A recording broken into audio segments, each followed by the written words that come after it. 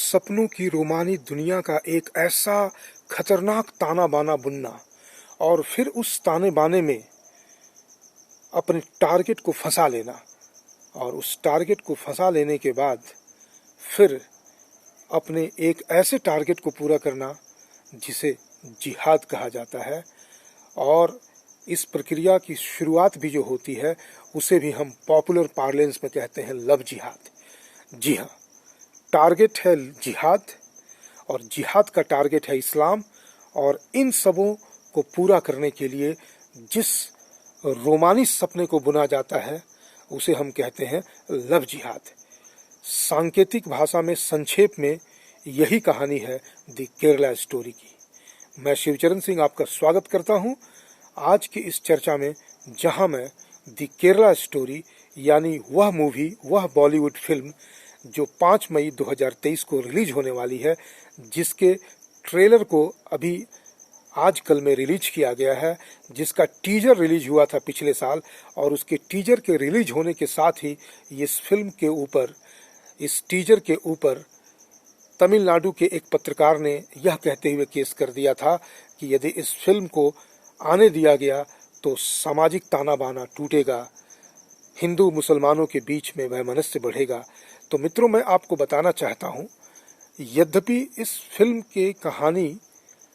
एकदम रियल है, लेकिन स्वाभाविक है कि जब हम फिल्म बनाते हैं तो उसे हम दर्शकों के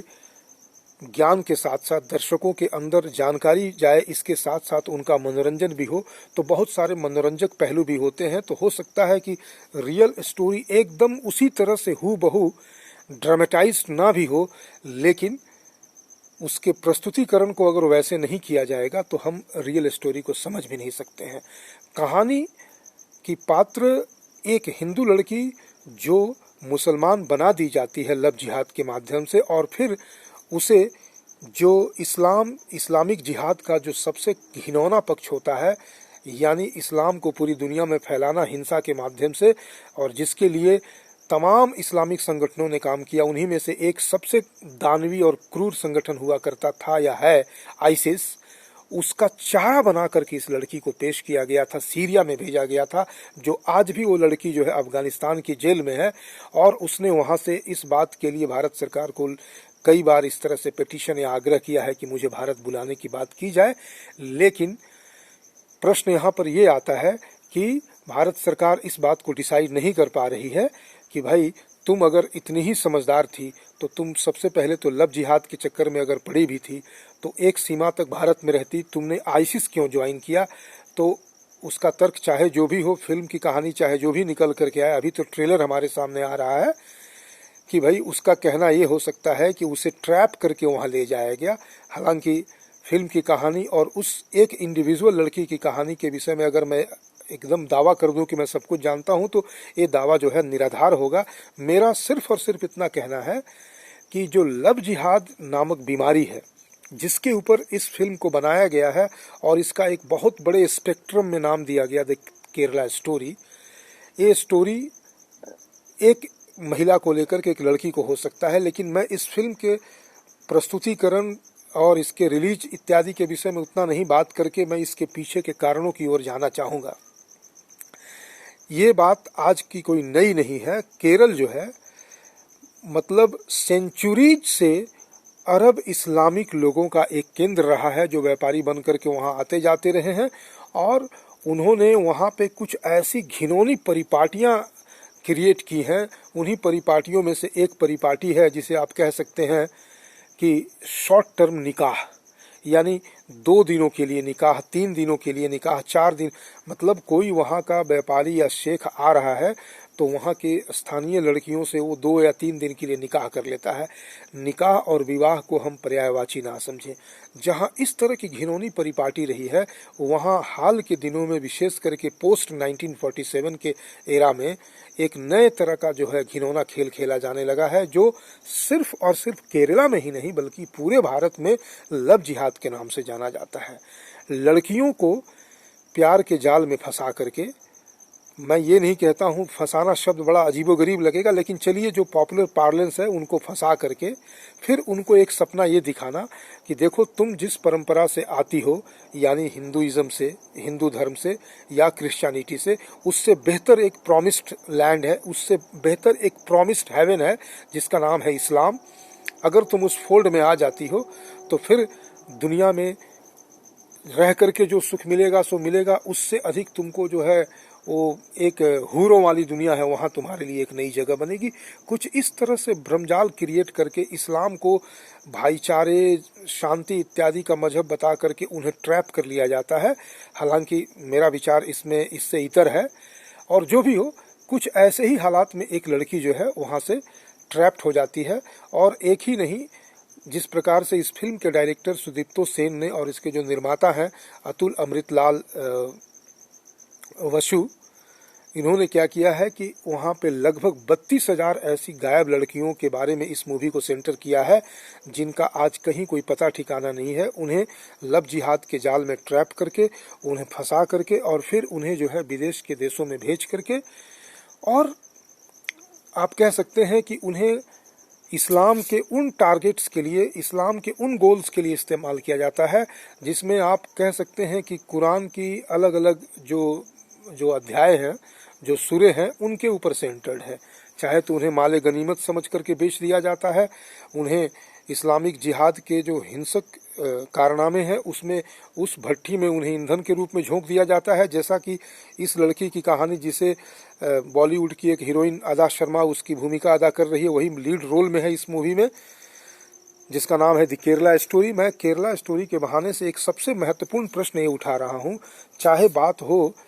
केरला की लड़कियों की, जिनकी संख्या लगभग 32,000 बताई जा रही है, क्योंकि केरला वही जगह है जहां कभी मोपला कांड हुआ था। मोपला यानी जहां पर कि 20,000 से अधिक निरीह निर्दोष हिंदुओं की गांधी के नेतृत्व में, हाँ, गांधी के नेतृत्व में वहाँ के मुसलमानों ने कत्लेआम किया था, महिलाओं के साथ बलात्कार किए थे। और बाद में ना सिर्फ गांधी ने इसको जस्टिफाई किया था, बल्कि गांधी ने, ये तो गांधी का हिस्सा था ना, खिलाफत मूवमेंट का हिस्सा था। 1920,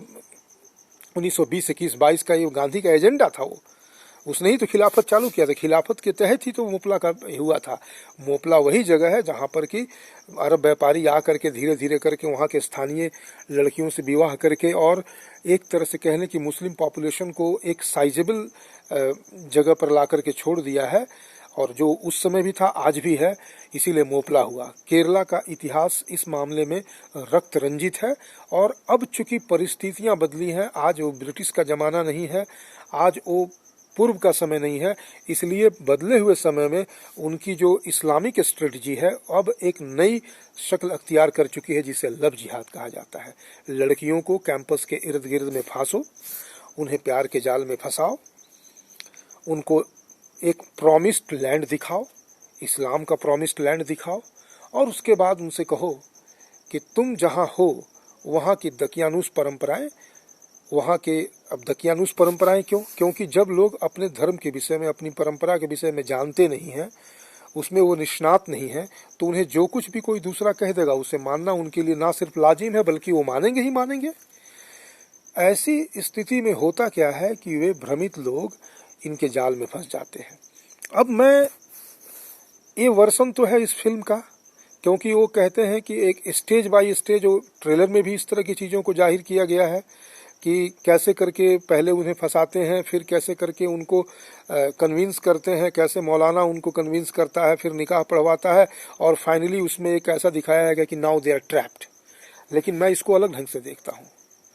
आखिर क्यों कर हमारे परिवारों की जो परंपरा है वो इतनी दुर्बल और इतनी फ्रूगल हो चुकी है कि कोई विधर्मी आता है, उन्हें बहलाता है, लव जिहाद का ट्रैप उनके सामने फैलाता है, और वो बड़े ही आसानी से उसमें फंस करके चले जाते हैं। क्या वो दुनिया में घटने वाली घटनाओं के प्रति उनकी थोड़ी भी संवेदनशीलता नहीं है? क्या वे आतंकवाद के विषय में थोड़ा बहुत भी नहीं जानते हैं? क्या ये लड़कियां ये नहीं जानती कि आईसिस किस चिड़िया का नाम है, तालिबान किस चिड़िया का नाम है? क्यों कर ये लोग फंस जाते हैं इसमें? ये तो एक पक्ष हुआ। दूसरा पक्ष, अब ये परिवार के विघटन की बात है। मैं सिर्फ मुसलमानों की बात नहीं करता कि सिर्फ मुसलमानों के चंगुल में क्यों फंसते हो। क्या देखिए, अपवाद नियम को प्रूव करता है, यानी लव मैरिजेस समाज में होते हैं, ये इस चीज को साबित नहीं करता कि लव मैरिजेस नियम है, बल्कि ये साबित करता है कि जहां पारंपरिक तरीके से विवाह शादियां होती हैं वहां यदा कदा कभी कोई जो है वो लव मैरिज अगर कर ले तो उस अपवाद से वो नियम पुख्ता होता है। लेकिन ऑन द अदर हैंड आज क्या हो रहा है कि आज अपवाद ही नियम बनता चला जा रहा है। ये परिवार क्यों विघटित हो रहे हैं? क्योंकि अब जो है लड़कियां बाहर जा कर के पढ़ना, अपने से लोगों से मिलना जुलना, फिर अपने चॉइस को अपने पेरेंट्स के पास लाके पटक देना, और फिर पेरेंट्स का चूंकि वे कल्चरली इतने हॉलो ग्राउंड पे खड़े रहते हैं कि उनका एक्सेप्ट कर लेना। और कहीं कहीं पे अब ऐसे लोगों की संख्या, चलिए द केरला स्टोरी जिसके ऊपर बनी है और उसके पीछे जितनी लड़कियों की शक्लें छुपी हुई हैं, लगभग 32,000 लड़कियां जो गायब हो चुकी हैं, 32,000 गर्ल्स, दोज मिसिंग 32,000 गर्ल्स। हम वहां की बात अगर छोड़ करके आगे बढ़ते हैं तो पूरे भारत में जहां जहां से ये घटनाएं आ रही हैं, दिल्ली, मुंबई, रांची, दुमका, नाम भी हैं सारे, कि एक मुसलमान जो है पहले वो हिंदू बन करके लड़की से मिलता है। अगर वो बहुत स्मार्टली ढंग से बात करने वाला है तो हमारा जो कल्चरल बैकग्राउंड है, हमारी जो सांस्कृतिक पृष्ठभूमि है, वो इतनी खोखली है कि हम सिर्फ रोमानी दुनिया में रह करके उनकी उस रोमानी बातों को मान करके और उसके भ्रम में एकदम आसानी से ट्रैप्ड हो जाते हैं। तो इसमें उस व्यक्ति का क्या दोष है? तब तो उसके अभिनय को दाद देना होगा। वो सपना दिखाता है, हम देखते चले जाते हैं, यानी हमारी लड़कियां सपना देखने लगती हैं। यानी हमारा अप्रोच इतना भौतिकवादी होता है कि हम उस भौतिकवादिता में हम अपनी सांस्कृतिक पृष्ठभूमि, सांस्कृतिक धारा को ना सिर्फ नज़रअंदाज करते हैं बल्कि उसे गौण मान करके, उसे एक तरह से कहा जाए कि दकियानुस मान करके ढकेल देते हैं और कहते हैं कि it's my life, I have to decide with whom I shall marry and with whom I shall spend rest of my life. और आजकल एक फिल्मों में नए नए तरह का डायलॉग आता है ना कि अब इस तरह से कहना कि I would like to marry you की जगह अब लोग कहते हैं ना कि भाई नहीं नहीं नहीं, अब एक नया डायलॉग आ गया है कि भाई अब मैं चाहता हूं कि मैं तुम्हारे साथ 60 साल तुम्हारा 60वां बर्थडे मैं तुम्हारे साथ मनाऊं। तो भाई तुम कैसे मनाओगे 60वां बर्थडे? जब उसकी शादी हो जाएगी, वो कहीं और चली जाएगी, तुम कहीं और चले जाओगे, तो किसी का भी 60वां 70वां बर्थडे कोई कैसे मनाएगा? नेचुरली अगर उसे विवाह कर लेगा। तो इस तरह की डायलॉगबाजियों से समाज में जो परिवार के टूटन की एक जो परिपाटी शुरू हुई है, जहां परिवार इतना खोखला हो चुका है कि उस परिवार की लड़की बाहर जा रही है, एक मुस्लिम, उसका परिचय भी आ जा रहा है, ऐसा नहीं कि उसका परिचय छुपा रह रहा है, उसका परिचय सामने आ रहा है कि हाँ वो फलाना मुसलमान है। तब फिर एक पॉपुलर डायलॉग आता है कि नहीं नहीं नहीं, मेरा वाला जो मोहम्मद है ना वो ठीक है, वो जो प्रॉफिट नाम का मोहम्मद था जिसने इस्लाम की स्थापना की थी वो गलत हो सकता है, उसने आयशा से शादी करके गलती की होगी, उसने किसी के माँ बाप को मार करके, सोफिया को मार करके, और उसके बाद उसके बाप को मारा, उसके हस्बैंड को मारा, और उसी समय उसके साथ बलात्कार करके उसे निकाह कर लिया। वो मोहम्मद तो गलत हो सकता है, लेकिन जिस मोहम्मद को मैं जानती हूँ ना, वो मोहम्मद पैगंबर मोहम्मद से बेहतर है। वाह, जिस मोहम्मद की तुम तारीफ कर रही हो वो मोहम्मद जो है वो अपने ओरिजिनल मोहम्मद का जो है ना, वो उसी का पैगाम लेकर के तुम्हारे पास आया है, जिहाद नाम का पैगाम। लेकिन समाज की दुर्बलता आज इस कदर हो गई है कि ऐसे ऐसे प्रपंच में फंस करके, और मैं इसमें जितना दोष मैं लड़कियों को देता हूं उससे कई गुना अधिक दोष उस परिवार का है, जो परिवार अपने बाल बच्चों पे निगरानी रखने में 100% विफल रहता है। आपकी बेटियां किस स्कूल में पढ़ती हैं, किस कॉलेज में जाती हैं, किस इंस्टीट्यूशन में जाती हैं, किन लोगों से मिलती हैं, उसका सोशल सर्कल क्या है, उसका जो है सोशल मीडिया का सर्कल क्या है? क्या आपके इतने दुर्बल दिन आ गए हैं कि आप इस तरह के अनुशासन का भी पालन ना कर सके? मैं जानबूझकर के द केरला स्टोरी के ऊपर फोकस ना करके द केरला स्टोरी के बहाने इस सामाजिक संदर्भ पे आ रहा हूं, क्योंकि अगर हम केवल और केवल उस स्टोरी की बात करें, बहुत स्ट्रांग मैसेज है उस स्टोरी का, और हो भी क्यों ना, क्योंकि फिल्मों का माध्यम एक ऐसा माध्यम होता है जो किसी भी चीज़ को बहुत स्ट्रांग तरीके से बहुत शॉर्ट समय में 2 से ढाई 3 घंटे के अंदर दर्शकों को बांध करके रखता है। और आप एक तरह से हम कह सकते हैं कि बॉलीवुड अब करवटें ले रहा है। द कश्मीर फाइल्स के बाद से द केरला स्टोरी उसके अगले सेगमेंट में है। इस तरह से कुछ अच्छी फिल्में जो रियलिटी को सामने लाने के लिए आ रही हैं। एक मोपला किलिंग्स पे भी एक फिल्म आने वाली है, हालांकि उसके रास्ते में भी कई बाधाएं क्रिएट की गई। जैसे इस फिल्म के टीजर के लॉन्च होने के बाद एक तमिलनाडु के पत्रकार ने FIR किया, हालांकि बाद में उसे वापस ले लिया, कहा कि इस फिल्म के आने से हिंदू मुसलमानों के बीच में एक वैमनस्य फैलेगा। तो बहुत तरह की बातें हो रही हैं। फिल्मों का माध्यम बहुत स्ट्रांग है, लेकिन फिल्में रियलिटी को दिखाती हैं, उस मैसेज को स्ट्रांगली पोर्ट्रे करती हैं, लेकिन जो सबसे रियल इशू है उस और फिल्में कभी उसको एड्रेस नहीं करना चाहती, क्योंकि वो बहुत ही, जिसे कहते हैं ना कि पॉपुलिस्ट ट्रेडिशन जो बन चुका है। नहीं भाई, एक अब तो नया जनरेशन, ये जो कुछ कुछ ऐसे फालतू किस्म के शब्द हैं कि न्यू एज, न्यू जनरेशन, आज का समय, ये जो आज का समय है ना, आज से 1 लाख वर्ष पहले भी जो आदमी इस धरती पे खड़ा रहा होगा ना, तो वो भी कहता होगा कि नहीं आज के समय, आप आज से 5000 साल पहले की बात क्यों कर रहे हैं। ये आज का समय जो होता है ना, हर समय आज का ही समय होता है। आज से 1 लाख वर्ष पहले जो भूख किसी को लगती थी, प्यास लगती थी, गुस्सा आता था, प्यार आता था, किसी के साथ लगाव या राग या द्वेष होता था, तो जिस इंटेंसिटी के साथ उस समय होता था वही इंटेंसिटी आज भी है, कुछ भी नहीं बदलता है। इसीलिए ये कहना कि आज के समय भी ये बात करते हैं, तो ये जो फिल्में हैं कहानी को दिखाएंगी। लेकिन अगर आप कहिए कि भाई हमारे बाल बच्चों को इतनी छूट क्यों मिलती है कि वे कैंपस में जा करके अपने लाइफ पार्टनर्स को चुनने लगें, आपस में प्यार मोहब्बत की बातें करने लगें, तो इसी कारण से ही लव जिहाद में वो फंस जाते हैं, तो कहेंगे नहीं इसमें क्या बुराई है, we are all free, we have to lead a free life. अनुशासन और मर्यादा को ताक पे रख करके जिस फ्री लाइफ की वकालत फिल्में करती हैं, उस बैरियर को, ये जो नए तरह की ट्रेंड आ रही है सिनेमा में, वो ट्रेंड को पार करने में इनको थोड़ा समय लगेगा। इसीलिए मैं इस फिल्म के बहाने से उस जगह पे आ रहा हूँ, और केवल उस जगह पे इसलिए आ रहा हूँ कि हमारे समाज के विघटन में मूल में ही है। मान लेते हैं कि केरला में तो मुसलमानों की संख्या अधिक है, क्रिश्चियंस की संख्या अधिक है, क्योंकि इस फिल्म को बनाने वालों ने सिर्फ और सिर्फ हिंदू लड़कियों के कॉज को आगे नहीं लिया है, उन्होंने हिंदू और क्रिश्चियन लड़कियों की बात भी की है। लेकिन बाकी जगहों पर देख लीजिए, दिल्ली में, मुंबई में, कलकत्ता में, रांची में, दुमका में, उत्तर प्रदेश के कई शहरों में जो लव जिहाद के केसेस होते हैं, उन केसेस के बीच में मामला क्या जाता है, एक लड़का अपना नाम बदल करके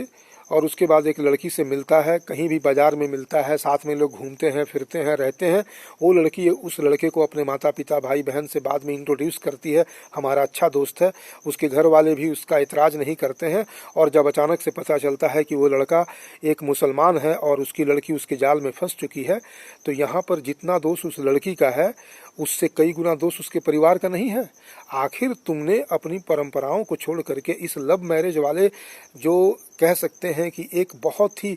हल्के, अमर्यादित, अनुशासनहीन, एक गलत, खतरनाक,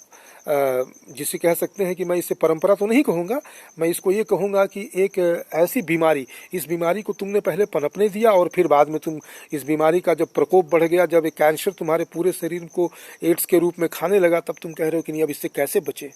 जब बीमारी एक छोटे रूप में, फोड़े फुंसी के रूप में बढ़ रहा था, तब तो तुम मौन थे, तब तो तुमने कुछ नहीं कहा।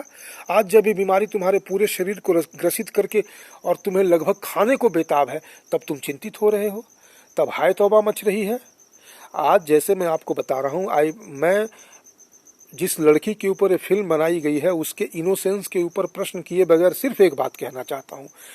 चलिए, उस समय तक उस लड़की का दोष नहीं माना जा सकता है जिस समय तक वो कहती है कि चलिए भाई मुझसे गलती हो गई, मैं उसके प्यार के ट्रैप में फंस गई। लेकिन जब उसने कहा कि तुम्हें सीरिया चलना है, तो क्या आज का कोई व्यक्ति ऐसा हो सकता है जो सीरिया में घटने वाली घटनाओं, वो दर्दनाक गली गली में घूम करके गोली बारूद वाली घटनाओं को, दिल दहला देने वाली क्रूर घटनाओं को, जहाँ पे एक लाइन से लोगों को पीछे हाथ बांध करके रखा गया है और एक साथ 20 से 25 लोग उनको रेतीले धारदार हथियारों से उनका गला रेत दे रहे हैं, इन दृश्यों को कोई भूल करके कैसे कह सकता है कि no, I was not aware of the cruelty unleashed by the ISIS people. और तुम जो है इस जिहादी के ट्रैप में फंस करके सीरिया तक चली जाती हो और आईसिस में शामिल हो जाती हो, और आज तुम अफगानिस्तान की जेल में हो करके, मैं फिर एक डिस्क्लेमर दे रहा हूं कि मैं नहीं जानता कि उस लड़की की क्या मजबूरी रही होगी कि जबरदस्ती उसे क्लोरोफॉर्म सुंघा करके जहाज में बिठा करके ले जाया गया होगा, और मजबूरी में वो जो है आतंकवादियों के साथ घूम घूम करके उनके साथ सहायता करती रही होगी आईसिस की, और आज वो एक जेल में बंद है। जो भी हो, क्या हम, चलिए तुमने लव जिहाद के ट्रैप में आ गए, तुमने शादी कर लिया, भारत से बाहर जाकर के, वो भी सीरिया जाकर, अमेरिका चले जाते, पाकिस्तान चले जाते, अफगानिस्तान तक भी चले जाते, आईसिस का जहां गढ़ था वहां जाकर के, मैं बारंबार इस डिस्क्लेमर के साथ कहूंगा कि उसकी रियलिटी उसी के मन में होगी, वही सही बात बता सकती है। इस फिल्म का उद्देश्य हो सकता है उसके लिए सहानुभूति बटोरना भी हो सकता है, लेकिन इस फिल्म का जो मूल है वो है कि how come 32,000 girls are missing from Kerala and have they gone into the furnace of Islamic Jihad? ये बहुत बड़ा क्वेश्चन है और इस क्वेश्चन को हमें उसी तरह से एड्रेस करना होगा। हम इस बात को जहां जरूर टटोलेंगे कि आज हमारा समाज अगर उस खोखलेपन से नहीं निकलेगा, जिस खोखलेपन की बदौलत हम आज जो है अपने परिवार के सदस्यों को मर्यादा और अनुशासन के घेरे से बाहर जाकर के एक तरह से कह दें कि वे मतलब अपने आप को भेड़ियों के सामने एक चारा के रूप में प्रस्तुत होने को एक तरह से कहने विवश हो जाते हैं, तो परिवार रूपी संस्था का इस कदर टूट जाना, इसके लिए जहां रिस्पॉन्सिबल है वहीं पर हम सबों का इतनी गहरी निद्रा में सोए रहना कि ये मुसलमान आसपास में रह करके लव जिहाद का प्रपंच रच रहे हैं और हम जो है राष्ट्रवाद की ढोल भी बजा रहे हैं और इनके प्रपंच को तोड़ पाने में भी असमर्थ हो रहे हैं और विशेष करके अपनी लड़कियों को बचाने में भी असमर्थ हो रहे हैं।